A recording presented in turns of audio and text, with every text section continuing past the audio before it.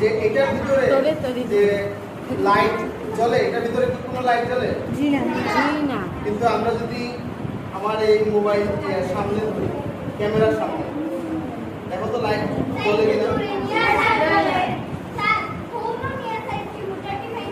হ্যাঁ, আরো দূরে গিয়া একই একই দেখা যায়। এই যে একটু হালকা দেখা যায়। এই যে মানে আমি ক্যামেরার সামনে দেখব তো, এই যে জ্বলে। এই লালটা আসলে অবলা বা ইনফ্রারেড আলো, বুঝছো? এই ইনফ্রারেড আলোটা আমরা কিন্তু সাধারণত দেখি, এই ক্যামেরার মাধ্যমে দেখা যায়। ওকে, আচ্ছা,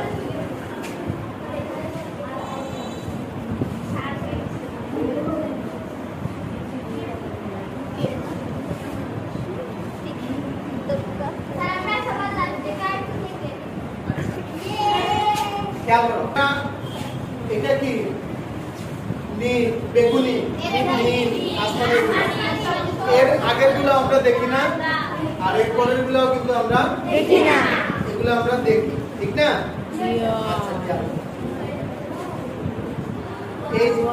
এই যে আমাদের পৃথিবী, এই পৃথিবীতে এটা কি? সূর্য। সূর্যের মাধ্যমে, সূর্য থেকে আলো এসে পড়লো আমাদের এই পৃথিবীতে, আমরা সব কিছু দেখি, সব সবুজ, আসমানি, নীল, লাল, যা সব আমরা দেখি, নাকি? কিন্তু তোমরা কি জানো সূর্যের সাদা আলোতে কয়টি রং থাকে?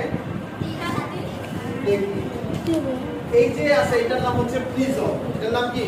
প্রিজম। এই প্রিজমের মধ্যে দিয়ে যদি সূর্যের আলো আসে, একটা সাদা আলো আসে, সূর্যের আলো যখন ঢুকে তখন কয়টা বর্ণ বিশিষ্ট হয়? 7টা। ওই যে বেগুনি, আসমানি, সবুজ, হলুদ, কমলা, লাল, এইরকম। এই প্রিজম দিয়ে দেখা যায়। এই প্রিজম আমাদের স্কুলে আছে, বুঝছো? স্কুলে কাচের টুকরা, আর বুঝছো না?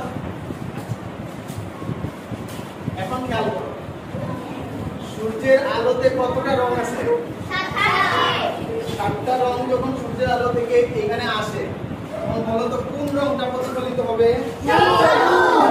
এই যে সবুজ রংটা প্রতিফলিত হবে। এই যে সবুজ রংটা সে গ্রহণ করতে পারে না, বাকি সবগুলা কি গ্রহণ করে। এই কারণে সবুজ রংটা যখন প্রতিফলিত করলো, তখন আমরা কোনো কিছুকে সবুজ দেখলাম। বুঝা যায় কথাটা? এই হলুদ, সূর্যের আলো সবগুলো রং আসলো, কিন্তু কোন রংটা রিফ্লেকশন হলো? হলুদ রংটা রিফ্লেকশন, নাকি? এবার দেখো,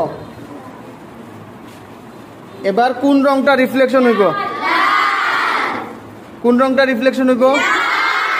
ঠিক আছে নি?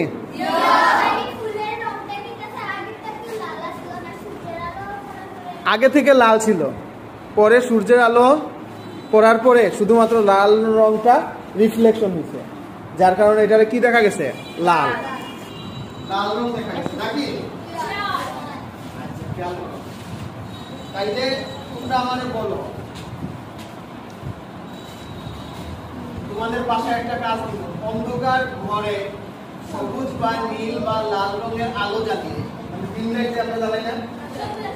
আচ্ছা, বিভিন্ন রঙের বস্তু নিয়ে, বিভিন্ন কালারের বস্তু নিয়ে পর্যবেক্ষণ করবা, দেখবা রঙের পরিবর্তন হয় কিনা। খেয়াল করো,